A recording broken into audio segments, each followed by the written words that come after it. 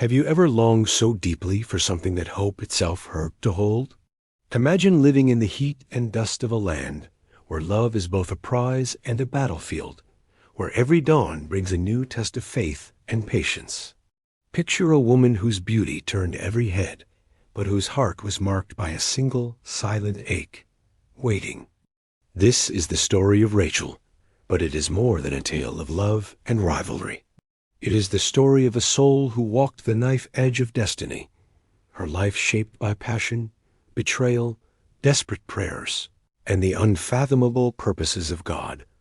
Long before she was a legend whispered about by generations, Rachel was simply the daughter of Laban, a shepherdess whose days began and ended with the cries of sheep and the glare of a merciless sun.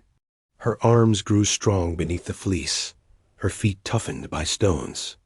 But inside, Rachel carried a shimmering, secret hope of something greater. She wondered if, like the ancient mothers before her, she too would someday be remembered for more than the way she moved through the fields. It was just another day at the well, the heart of every story in that land, when her life twisted onto a new and dangerous path. Sweat trickled down Rachel's back as she guided her flock, the weight of her chores as heavy as ever. She hardly noticed the stranger dusty, exhausted, eyes bright with urgency, until he startled her by rolling the stone from the well's mouth alone, an act usually reserved for many men together. There was a power in him, but also a wild sorrow, an exile's longing. This man was Jacob running from his brother, running towards a future that neither he nor Rachel could imagine. What Rachel didn't know was that from this moment, her life would become bound to Jacob's with a thread that could never be untangled. Not by distance, not by betrayal, not even by death. Jacob, for all his cunning and flaws, saw in Rachel not just beauty, but the answer to what felt like an ancient ache. He wept when he first beheld her, overcome not only by exhaustion, but by the knowledge that everything he suffered had brought him here to this meeting. In the weeks that followed, Jacob worked for Rachel's father, each day drawing her into a world she'd only dared to dream. Their laughter mingled with the bleating of sheep, their hands brushing in the twilight as the flock returned to the fold.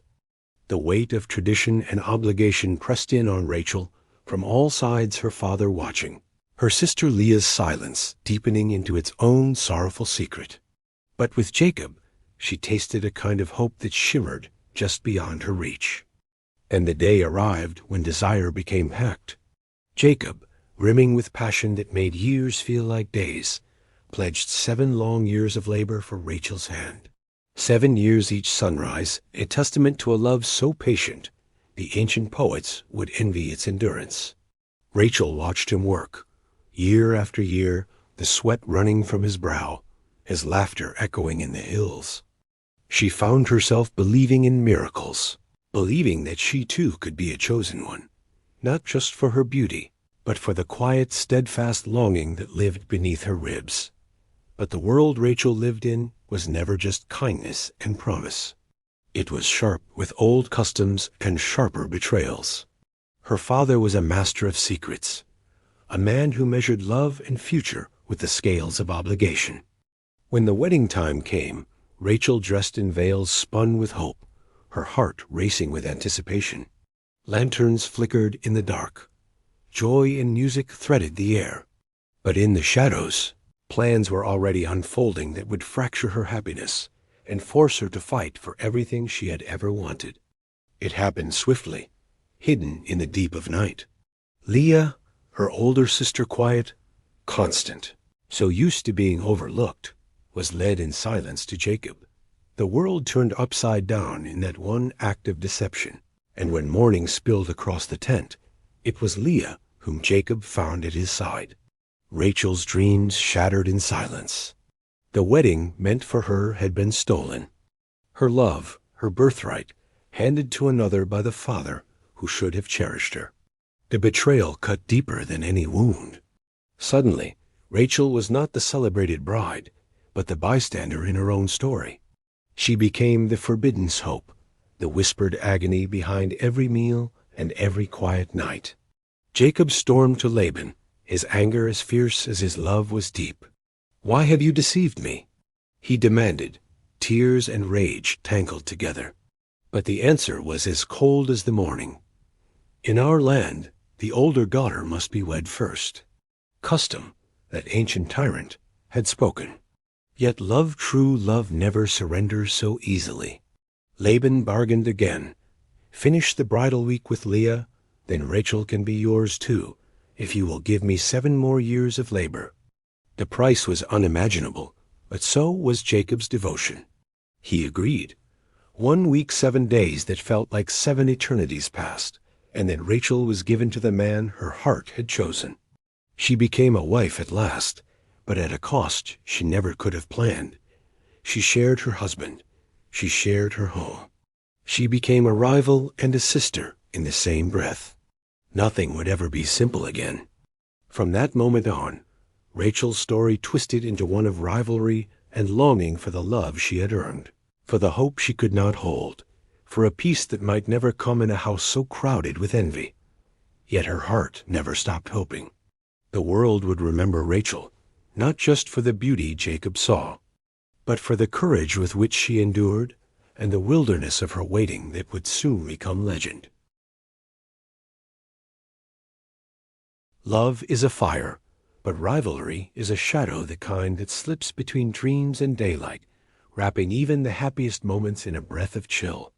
In the house of Jacob, Rachel lived with both. Sparks of shared laughter followed, always by the ache of what was missing. Though she finally wore the rings of marriage and heard her name spoken in tenderness, peace never fully settled into her bones. Not when each night she saw Leah, her own sister, nursing wounds that Rachel could barely touch, let alone heal. Days passed in a current of silent contest, wounds unspoken, but sharp as flint. Each morning Rachel rose early, her hands busy with the work of keeping a growing household fed, flocks tended, servants managed. Every meal was a reminder that love, as bright as it once was, can be divided. Laughter did not come as easily, not in the presence of Leah's eyes, full of questions, full of hurt. Sometimes, in the shade of the sycamore, Rachel caught Leah staring into the distance, her lips pressed around words too bitter to voice. There was no villain in this story, only a tangle of longing and sorrow neither sister knew how to unravel. But the world is never content simply to break hearts. It tests them, reshapes them, refines their ache. The sharpest test for Rachel came not with betrayal, but with silence, the silence of her own body. When Leah conceived and bore a son for Jacob, then another and another, the camp filled with the laughter of children and the pride of a father's arms full at last. Leah named each boy with trembling joy, claiming with every birth a measure of love that Rachel felt slipping out of reach. Reuben, then Simeon, then Levi, then Judah. One by one, Leah's children arrived, each a living testament to mercy Rachel could not claim. Rachel felt her hope wither. She watched as women gathered around Leah, blessing her womb, cooing over each newborn's face. Rachel's arms remained empty. Night after night, her prayers grew sharper, turning into bargains and then into pleas. "Lord," she whispered under the canopy of stars, "see me. Remember me. Take this shame, this silence. Give me a son, or let my heart break and be done." Jacob tried, in his way, to comfort her. He stroked her hair, pressed gentle kisses to her brow, promised that the depth of his love was not measured in the number of sons she could give. Yet even his devotion could not erase the ache she carried. Sometimes pain makes even the kindest words sound hollow. Rachel grew haunted, walking fields until her feet blistered, searching for answers in the wind. Anger flared between husband and wife. Rachel's longing boiled over into tears and questions Jacob could not answer. "Give me children, or I die," she cried one night, her voice jagged and wild. Jacob lashed back, pained by her sorrow and powerless in the face of it. Am I in God's place?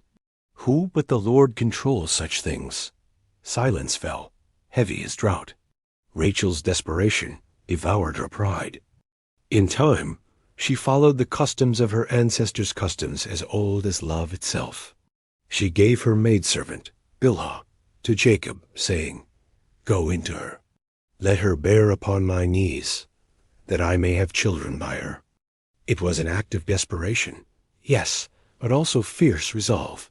If she could not bear life, perhaps she could claim it through another's body, stitch new hope over the tattered places in her heart.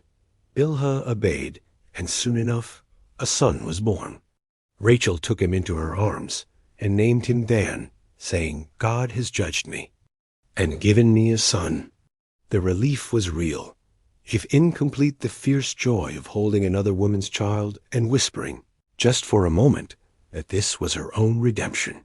When Bilhah bore a second son, Naphtali, Rachel's hope blurred with triumph and exhaustion. "With mighty wrestlings I have wrestled with my sister, and I have prevailed," she said, even as she knew the battle was far from over. Yet Leah was not finished. Seeing her own fertility wane, she too gave her maid Zilpah to Jacob.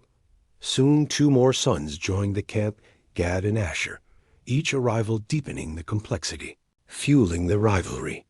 Rachel watched from afar as the household grew tangled with children, laughter, and alliances. Every blessing from above came sharpened with sorrow. Every celebration a reminder of all that was still missing.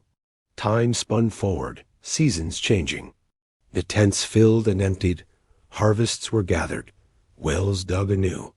But for Rachel, each day curled tight around her yearning. Even as new life filled the camp, she felt the hollowness within stretch and echo. It was not simply a son she desired, but the assurance that she, too, was chosen, that the Lord who hears remembered her name. In private, somewhere between prayers and tears, Rachel's resolve grew stronger. She would not surrender. She would bear the weight of waiting, of envy, of longing so fierce it threatened to consume her. And one night, beneath the moon, with hope as slender and sharp as a blade, she made a silent vow. She would hold on, no matter the cost. Miracles came late, but miracles came all the same.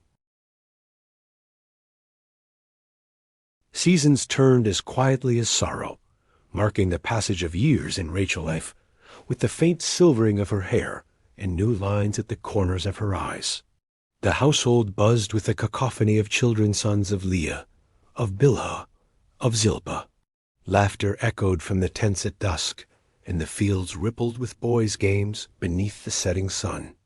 But for Rachel, each day unspooled as a thread of longing, her arms empty, even as her heart overflowed with the love she felt for children who shared her husband's blood, if not her own. She carved out small spaces of joy, teaching Dan and Naphtali, dabbing fevered brows, singing the lullabies of her childhood. And yet, a part of Rachel always watched herself from the outside, wondering if her place in this ever-growing family would always be shadowed, forever incomplete, not wife alone, but rival, not mother, but caretaker at a distance. The ache became so familiar, it nearly disappeared into her bones.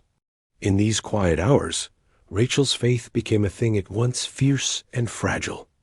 She learned to pray, not as she once did in easy certainty, but in the voice of one who has wrestled with disappointment and come away bruised, yet still thankful. Her nightly talks with the Lord were honest, sometimes raw, sometimes broken open by tears. She asked for compassion, for patience, for the courage to keep loving her family even as her own hopes wilted. Some nights she offered only silence, and yet even her silence was a prayer. Jacob, for all his faults and wounds, never turned cold to her suffering. He sought Rachel in the evenings, speaking softly as the others slept, remembering those first days at the well when love seemed possible and the future shone like a river in the sun. He held her hand beneath the sycamore tree, promising that he had never ceased to cherish her, even in the chaos, even in the wounds old choices had carved into all their lives. Still, the rivalry with Leah deepened, sharpening over each child, each milestone. Sometimes their love for Jacob smoothed the raw edges of their relationship, binding them as sisters again. At other times, jealousy flared and hardened into stone. Both women bore a peculiar heartbreak, Rachel, of emptiness, Leah, of never being chosen first. Both, in their own way, longed for what the other had. One day, as harvest bloomed and green filled the valleys, news tumbled into the camp that would ignite hope in Rachel's battered heart. Reuben, Leah's eldest, returned from the fields carrying mandrakes, the strange golden plants said to open the womb of the barren. Leah clung to them, seeing in their twisted roots the promise of more sons. But Rachel, desperate, went to her sister and pleaded in a voice stretched thin by yearning, "Give me, I pray, some of your mandrakes." Leah answered with resentment, "Was it not enough you have taken my husband? Must you also take my son's mandrakes?" Yet despite her anger, a bargain was struck. Rachel would grant Leah a night with Jacob in exchange for the plants. At dusk, Leah met Jacob in the field while Rachel waited in her tent, turning the mandrakes over and over in her hands, hope warring again with old disappointments. Days passed. Leah, to Rachel's astonishment, conceived again, not once, but twice more, bearing Issachar and Zebulun, and finally a daughter, Dinah. Each new birth pressed Rachel's hope closer to despair, yet even so, she nursed the smallest embers, refusing to let the darkness win. Slowly, the years changed Jacob too. Trials in Laban's household, the trickery, the bargains, the uneasy peace etched his face with lines and planted a longing for home in his heart. God had spoken to Jacob in dreams, urging him to return to the land of his ancestors, to leave the house of Laban behind. The thought of a journey stirred both dread and longing in Rachel. Home was more than a place. It was a promise of blessing, an end to wandering, a hope for a new beginning. As the caravan prepared to depart, Rachel found herself touching her womb, longing, praying, pleading nightly under the stars. The journey was perilous and slow. She led her son Joseph, yes, at last, Joseph by the hand, for in a moment of quiet mercy, God had indeed remembered her. Rachel's hope, burned so long and low, suddenly burst into brightness as she felt the first stir of new life. She wept with relief and gratitude when Joseph was born, naming him for the God who has taken away my reproach. The camp erupted in celebration, Jacob's joy, echoing from tent to tent, the family pressing close to behold the miracle child. Rachel cradled Joseph, whispering to him the prayers she had never stopped believing. For a time, hope returned to her face, and laughter real and bright spilled from her lips as she watched her son take his first steps. And yet the journey was not over. Rachel knew, as mothers do, that hope bought with many tears is always fragile. Still, she dared to believe that love, even if delayed, is not denied. As she traveled with Jacob and her son toward the destiny that awaited them, Rachel carried in her heart both the scars of waiting and the radiance of new beginnings. She would soon face sorrows and dangers, yet unimagined, but for now, with the boy Joseph wrapped in her arms and the long road home stretching before her, Rachel tasted the sweetness of dreams fulfilled at last.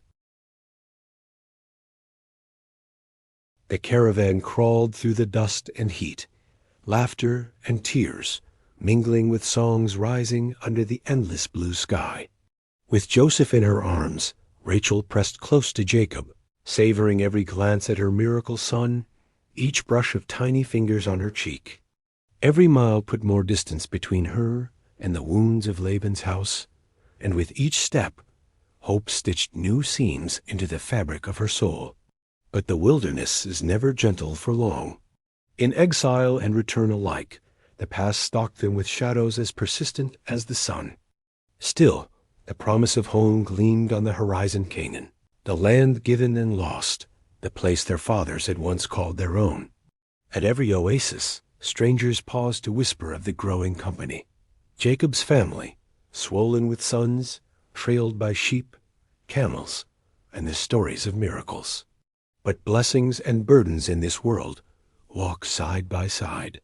Rachel watched Leah shuttle among the children, organizing, comforting, occasionally locking eyes with Rachel in weary truce. Even in peace, old grievances twisted beneath the surface, sharp breaths just below civility. Nights in the open brought their own kind of mercy. Stars wheeled overhead. Rachel would whisper old prayers over Joseph as he drifted to sleep, her voice threading through the silence with hope and warning.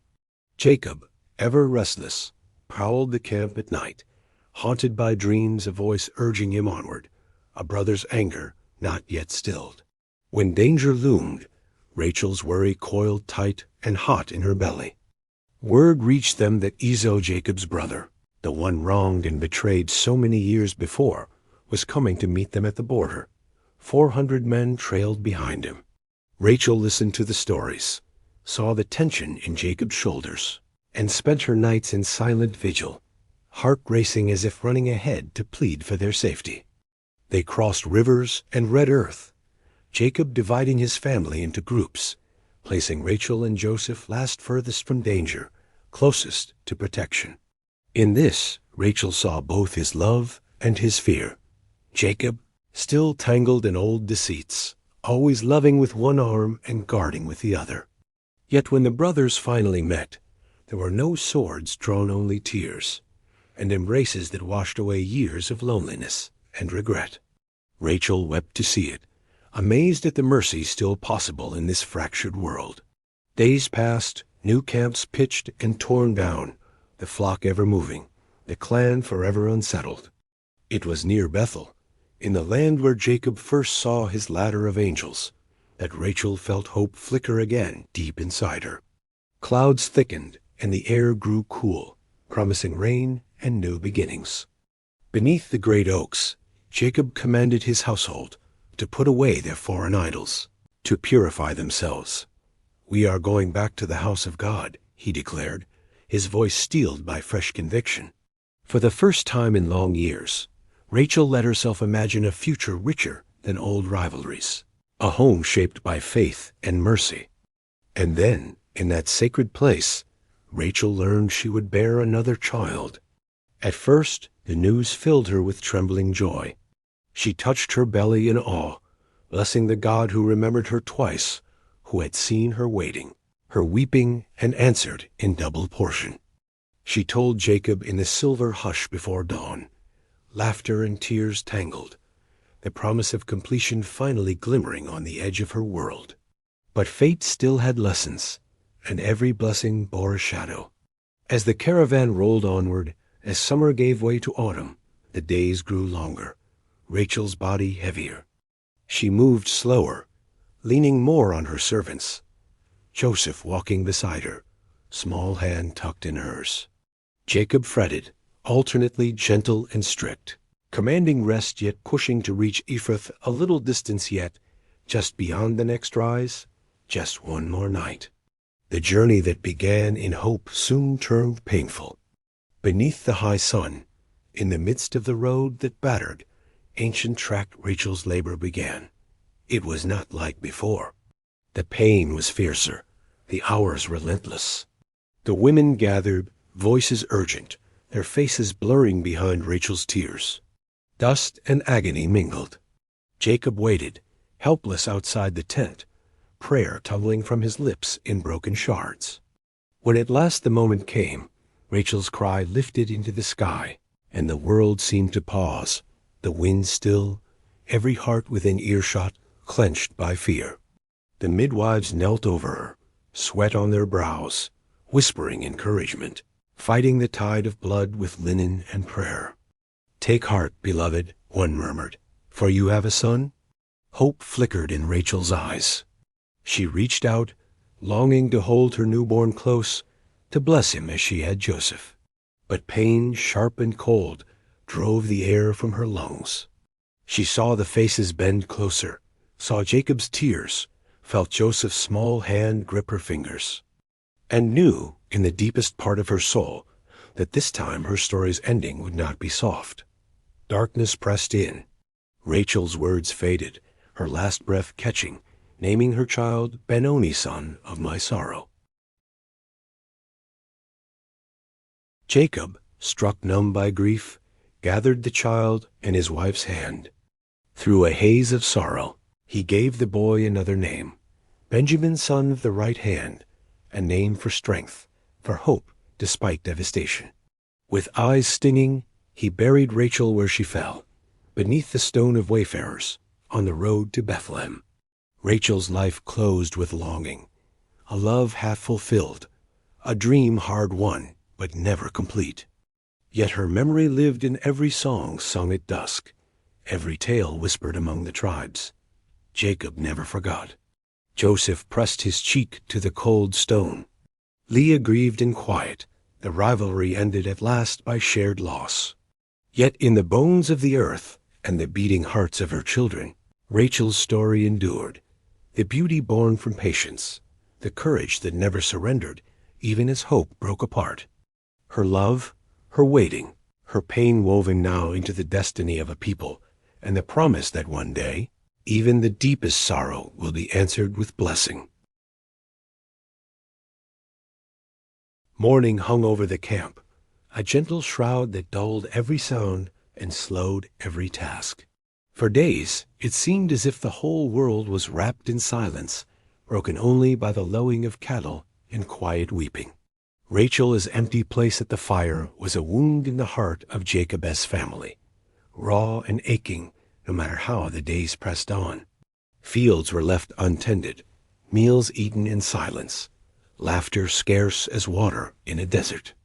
Grief was a fog that clung to Joseph, who wandered at the edge of the camp, drawing near to his baby brother, Benjamin, with the fierce protection of a child who had lost everything too soon. Jacob marked Rachel's grave with a stone. It was small and plain, a wayfarer's memorial, yet it became a beacon for all who passed that road. Travelers stopped to rest beneath the tree where Rachel slept, whispering prayers, leaving small tokens. In the quiet, her story began to spread. Rachel the beautiful, Rachel the patient, Rachel the beloved and sorrowful. Her memory became woven into the very air, in lullabies sung over Benjamin, in the whispered advice of women to their daughters, in the tales told under starlit skies.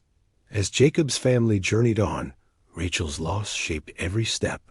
Jacob's heart was remade battered and gentled, his old cunning now shadowed by the humility grief brings.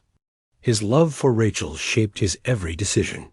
His tenderness toward Joseph and Benjamin grew deeper, sometimes almost desperate. Leah, her old rival, trained her own children to watch over the younger brothers, and sometimes she would pause by Rachel's grave, whispering secrets no one else would ever hear. Something like forgiveness took root in her soul. Rachel's passing closed the rivalry that had stolen so many years from both their lives. The wilderness pressed in again, as it always did. Winds howled over rocky slopes. Hunger and danger trailed them through every valley. Jacob's household was large, now a tribe, and disputes broke out between the children, old resentments flaring in the face of so much loss. Reuben, the eldest, tried to lead, but found his influence slipping. The sons of Leah and Bilhah and Zilpah each harbored their own wounds, their own bitterness at the way favor and memory clung to Rachel's sons. Yet even in sorrow, life endured. Benjamin flourished, as if Rachel had poured the last of her hope and strength into him. He had her dark, searching eyes. He grew into laughter timid at first, then bright and contagious. Joseph, older now, often walked with his brother, teaching him the songs Rachel had sung, telling stories of her kindness, her gentle courage. Benjamin clung to those tales. For him, Rachel was both mother and memory, her legacy carried in every clumsy prayer and childish trust. As years passed, the camp at last reached the edges of Canaan, the land of promise. Jacob's heart rose and fell in equal measure. Pride at the great family he led, grief at the price he had paid, the shadow of Rachel's absence stretching to every horizon. At times, he would sit by the fire, Benjamin at his knee, Joseph nearby, and for a moment the future seemed bearable. But stories are seldom gentle, and peace is often short-lived. Word began to spread through the tents that God's promises still held power. That destiny would bring both blessing and hardship in ways no one expected. Trouble brewed among the brothers, fueled by favoritism and old wounds. Joseph, the son of Rachel, became a lightning rod for dreams and jealousies, his every word echoing with the possibility of greatness that set his brothers' teeth on edge. Yet woven through every trial, every challenge that lay ahead, was the silent strength Rachel had left behind. Her love endured not in triumphant endings, but in the courage of her sons, in the way the family carried on, in the faith that even in sorrow, God remembers.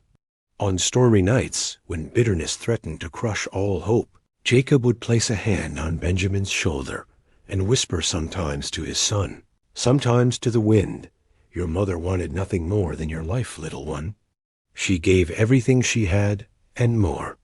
And so Rachel's legacy carried forward, enduring, not just in memory, but in the weary hearts that found strength and hope in the hardest of blessings. In every season that followed, through triumph and terrible loss, the family was shaped by the love of a woman brave enough to hope until her final breath. Time marched onward, carrying Jacob's family deeper into the heart of the Promised Land. The tents grew fewer as the tribe settled into new rhythms, planting crops, tending flocks, forging alliances with neighboring clans. The land itself seemed to bloom beneath their feet, each season a testament to the long journey from exile to home. Yet beneath the surface of prosperity, old tensions flickered like restless shadows. Rachel's sons, Joseph and Benjamin, grew tall and strong, marked by the grace and courage she'd whispered into their first breaths. Joseph, especially, bore the dreams of his mother's unwavering faith, a quiet conviction that the future held wonders yet unseen. His eyes, keen and searching, mirrored the very soul of Rachel, both tender and fierce, ready to meet whatever storm might come. With youth came boldness. Joseph, as brothers, watched him with a mixture of awe and envy as he shared stories of their ancestors, recounted tales of God's promises, and revealed dreams filled with stars and sheaves of grain bowing low. Yet beneath the admiration simmered a hardness, a crack in the family's unity that would widen as jealousy and misunderstanding took root. The seeds of rivalry planted long before Rachel's passing now threatened to sprout into something far more dangerous. Jacob, aging and wiser, sensed the growing unrest. His heart was heavy with memories, the warmth of Rachel's hands, her laughter in evening shadows, the fierce hope that had sustained her through years of waiting and pain. He gathered his sons often, urging peace, calling them to remember that they were bound not just by blood, but by the legacy of love and faith their mother had entrusted to them. Still, fate carved its own path. Joseph's dreams, vivid, filled with symbols of leadership and exaltation, became known beyond the family circle. Whispers spread among the brothers, twisting wonder into suspicion. One fateful day, resentment erupted into violence. Joseph was seized, his fate sealed not by outsiders, but by those who shared his blood, jealous of the light shining too brightly upon him. Yet even in betrayal, Rachel's spirit echoed. Joseph's courage did not falter. His trust in the God who had remembered Rachel carried him through the darkest days in foreign lands, in prison cells, beneath the weight of injustice and false accusation. The boy who had tasted his mother's love clung to hope, embodying the strength and mercy she had lived and died to show. As years passed, Joseph rose from prisoner to prince, a beacon of wisdom and compassion amid a land facing famine and despair. His reunion with his family, years later and against all odds, was a testament not only to survival, but to forgiveness, healing the fractures that had once threatened to destroy them. The story of Rachel wove itself through generations, the mother whose waiting had changed the course of history, whose love was both anchor and flame. Her legacy lived on in the forgiveness Joseph offered, in the brotherhood renewed, and in the faith that carried the family through exile, loss, and triumph. In the quiet moments beneath ancient stars, when the camp settled around evening fires, the memory of Rachel whispered still a reminder that even in waiting, even in sorrow, the heart's deepest hopes can bear fruit beyond imagining. The years that followed were a tapestry of blessings and burdens, woven with the threads of Rachel's legacy. As Jacob's family grew into a mighty tribe, the stories passed from mouth to ear spoke often of a woman whose patience bore fruit not just in children, but in the very faith that held the scattered people together. Rachel's name became a whisper in the wind, carried by storytellers and prayers alike, reminding each new generation of love as fierce endurance in the face of sorrow. Joseph's rise to power in Egypt was not merely personal triumph. It was a living testament to the hope Rachel had nurtured through every trial. When famine pressed hard upon the lands of Canaan, it was Joseph who extended mercy, feeding the hungry, reuniting divided brothers, and restoring the promise that had seemed at peril. Through him, Rachel's faith became a bridge between despair and salvation, spanning deserts and kingdoms. Yet even as peace and prosperity bloomed, the memory of Rachel's waiting heart lingered, calling to those who wrestled with their own seasons of silence and longing. Her story taught that love is never simple. It is a wilderness journey marked by joy and pain, patience and fierce courage. It whispered that in every dark night of the soul, there is a dawn waiting to break. At the end of her story lies not just the grief of a mother lost too soon, but the triumph of a legacy that never wavers. Rachel's life, threaded through the history of nations, became more than a tale of beauty or rivalry. It became a living flame, an unending call to hold fast, to hope fiercely, and to love without regret.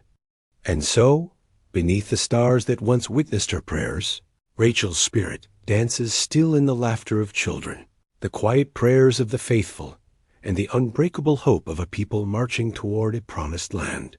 Her story is the story of us all, the ache of waiting, the courage to dream, and the unyielding power of a love that never dies.